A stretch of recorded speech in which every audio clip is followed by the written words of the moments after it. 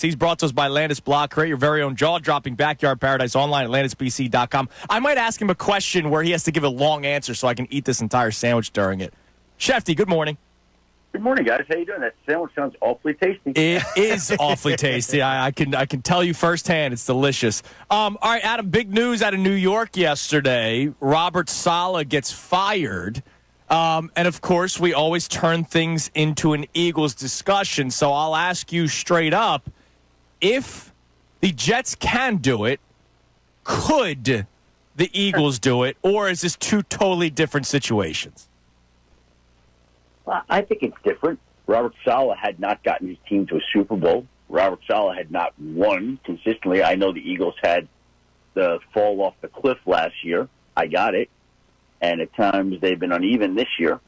But I do think they're different situations. And I don't think that in a division which they should be competitive all year, that they would make the move in season. But I wouldn't have thought that the Jets would have fired Robert Saleh heading into Week 6.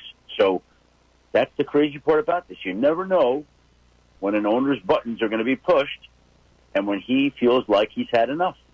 It's always hard to predict. Look, the one thing, it is interesting because I did have an owner call me. It was very odd. On Monday, there was an owner of a team called me and he's like, so how many firings are we going to get this year? I said, it's the same every year. 6, 7, 8, roughly. And we had this conversation. Who are some of the top candidates? And we're going over this on Monday, and then Tuesday morning, bang. I'm like, that was a weird conversation. Like, I just think it's on owners' minds sometimes, probably more than when we realize. We have two more instances in the past week of Bill Belichick talking about the Eagles situation. I've said it to you before. He's stalking. Him and LeFou, are stalking this job.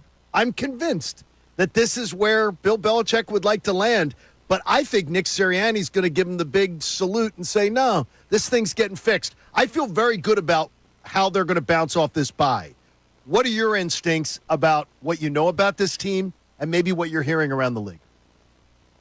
Well, I would be surprised if they don't play well. It would be really disappointing. I mean, to take a couple weeks off to get your receivers back, yeah, I mean, who do they play this week? They play the Browns. They're playing a high school team. Who your Jaden Daniels took care of business against last week. They won 34-13, I think the final score was.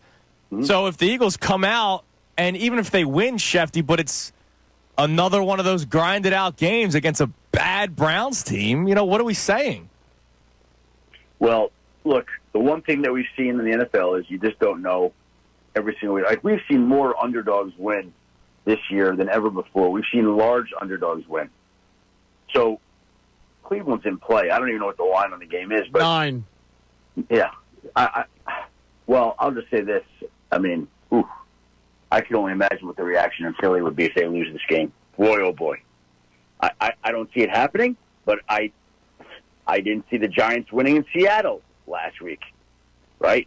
There are these games I sit with my father. He loves to do these survivor pools, and he got knocked out in week 1, and there's only a few entries left. He's like, one thing I know my survivor this week, if I was alive this week, I'd have the Seahawks. You could take it to the bank, and that's when I knew right then and there that the Giants had It's the way it works. But it's amazing. I mean, you say the Eagles should win this game, and yes, they should win this game, but there is the chance that they lose. And if they lose, then that kind of goes back to the initial conversation. I get it. Robert Saleh has not had the success that Nick Sirianni has had, and that's why, Shefty, I'm in a line with you. But the comparison that I can make is a lot of people had the Jets as the team that could come out of the AFC, win that division, maybe make a run in the playoffs. They have the team built for it.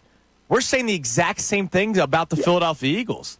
But you could say that about a dozen teams in the NFL, right?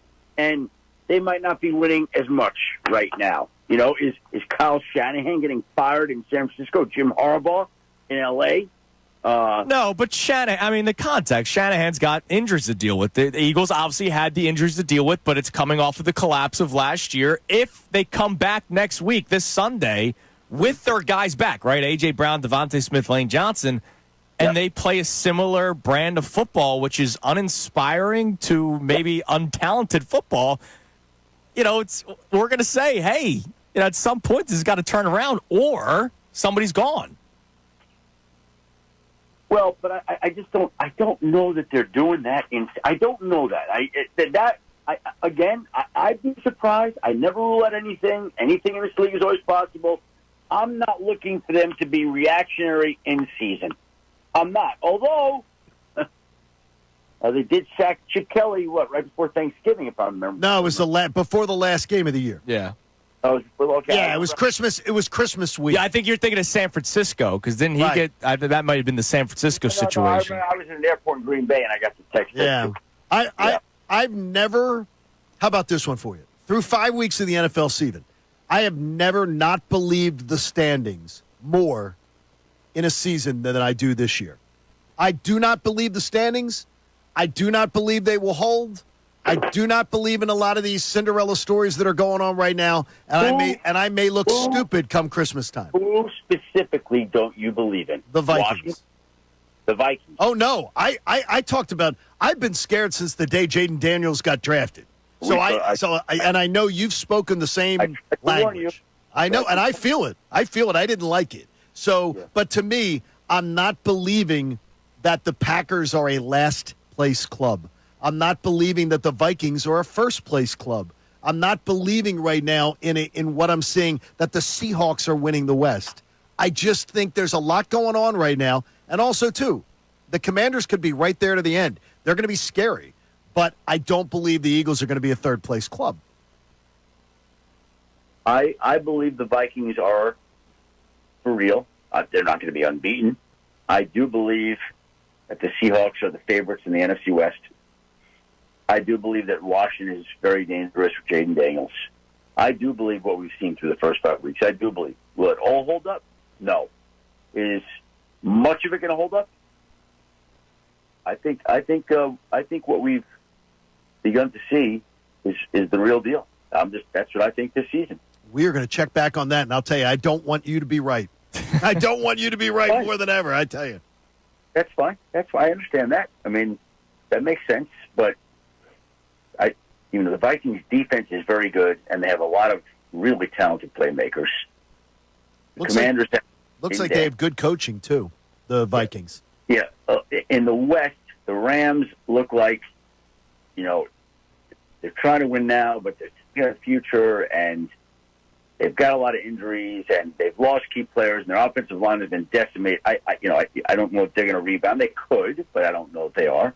And the 49ers, I have had bad vibes on all off-season into the summer. Like, too many holdouts, hold-ins, disputes, shooting, injuries, just all the stuff that didn't happen in other years seems like it's all come home to roost this year. And it seems like most everybody deals with that at some point or another, and now's the Niners' turn. So I could be wrong. I don't think they're turning it around to win that division this year. That's what I think.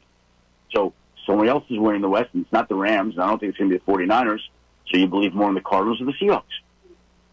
We're speaking to Adam Schefter on the Comcast Business Hotline. Shefty, over your years of covering the NFL, have you noticed a trend of when the bye week comes, how it benefits teams? Obviously, the Eagles have an early bye week this year. Or is it just, hey, they may need it when they get it, and the Eagles clearly needed it with all the injuries they've been sustaining?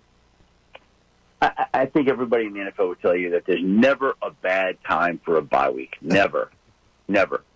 But in a perfect world, you'd prefer it later rather than earlier.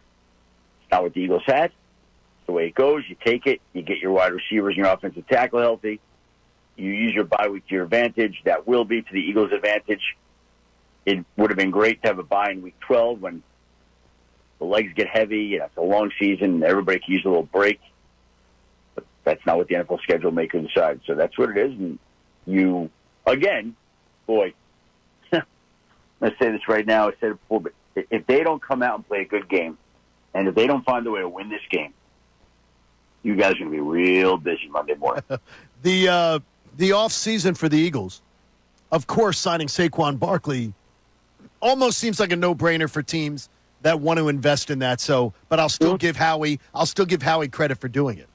Mm-hmm. But Bryce Huff looks like the biggest miss of last year's NFL free agency season. Devin White, a $7.5 million mistake. C.J. Gardner-Johnson has been bad through 4 games. Through 4 games, and I think he'll rebound. It's not been a good offseason for Howie Roseman. Well, not so far. I mean, not every move has worked out the way you'd want it to. We'll see how it plays out over time. It's still early. And, again, if Saquon turns into the offensive player of the year, then it's fine anyway. I think that, Adam, with all due respect, I believe that you and I and Andrew and Connor could all have made the decision to make that move.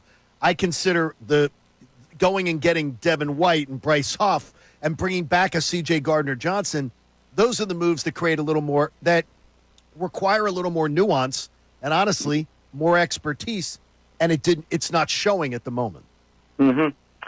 Well, again, they have some holes. This is not a perfect team. They've got flaws, and they have to do some things here to get some things right.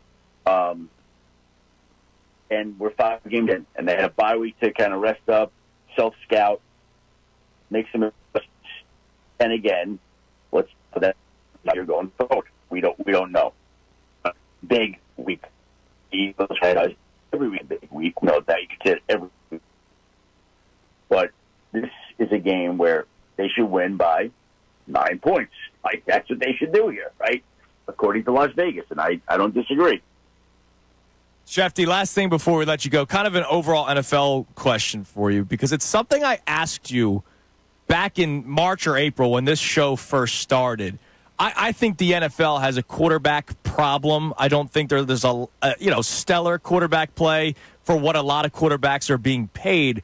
I listened to your podcast, I think it was 2 or 3 weeks ago, where you spoke with owners, or it might have been GMs, that are saying, hey, maybe it's smart to pay these veteran quarterbacks less money instead of going overboard with some of the paydays that these top quarterbacks are getting.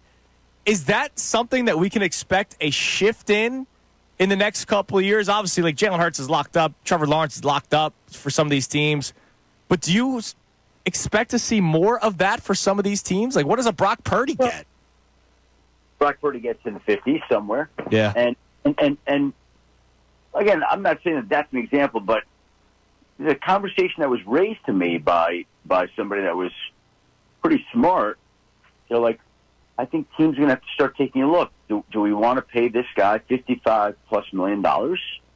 Or do we want to say, okay, let's go sign Baker Mayfield for 7.5, Sam Darnold for 7.5, and take the leftover $50 million and allocate it to a few other players? Like, okay, rather than signing, we saw Jordan Love, Trevor Lawrence sign $55 million deals. Now, those teams were riding with those guys. They were first-round picks, a lot invested. But let's say they didn't. Let's say they said, you know what, Green Bay or Jacksonville said, you know what, I'm going to put that money into Sam Darnold. Like, it's easy to say that because Sam Darnold is shining. Right. But you could do Gardner Minshew, too, right? Gardner Minshew at 10.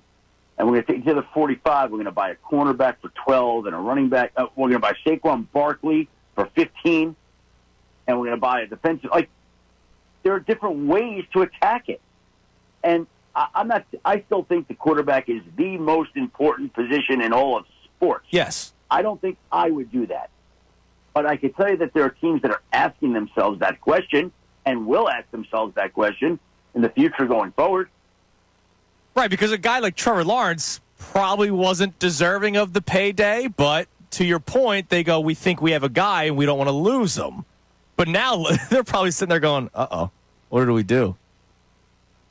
Again, you could spend that $55 million any way you want. The league is giving you this money, or you have this money to allocate however you want. How do you want to spend it? We all have $100 in our wallet. You want to go spend $100 on, a new tie, or do you want to go take, I'm going to go buy $20 and buy a new pair of socks, and $20 on a pair of underwear, and $20 on lunch, and What do you want to do? You want to use it all at one time? That's a nice tie that you're buying, $100. Oh, well, I just buy the cheap clip-ons, man. got Schefter money. Shefty, you're the man. We appreciate it as Thanks. always. We'll be talking to you next week. Hopefully